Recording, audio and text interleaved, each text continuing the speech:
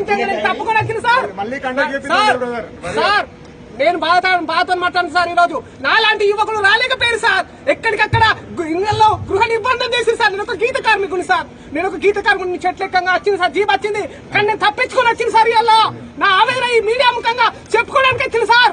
నేను ఒక PG student sir, MA social చేసిన, అయినా నాకు ఉపాధి లేక నేను నా ఈతవనాన్ని నమ్ముకొని కొన్ని లక్షల మొక్కలు ఉన్నాయి సార్. అక్కడ ఆ లక్షల మొక్కని విధ్వంసం చేసింది సార్ ఎన్టీపీసీ యాజమాన్యం.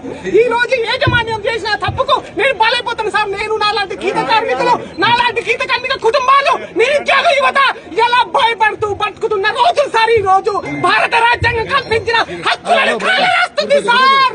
సార్ దేశం అభివృద్ధి చెందడం అంటే రంగుల గొడవలు, అద్దాల మెడలు కాదు సార్. పౌరులు నైతిక అభివృద్ధి అన్నారు. ఏది ఆ నైతిక అభివృద్ధి? ఆ నైతిక అభివృద్ధి ఎక్కడుంది?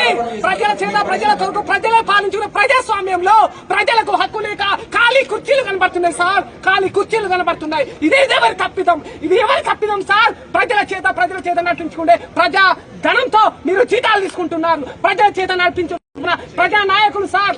నేను వైలెన్స్ చేస్తున్నాను సార్. నా ఆవేదన, నా కడుపులో నుంచి వచ్చే ఆవేదనలు, నాకు అవకాశం రాక అవకాశం లేక కడుపులు నింపుకోవడానికి, కేవలం నా జేబులు నింపుకో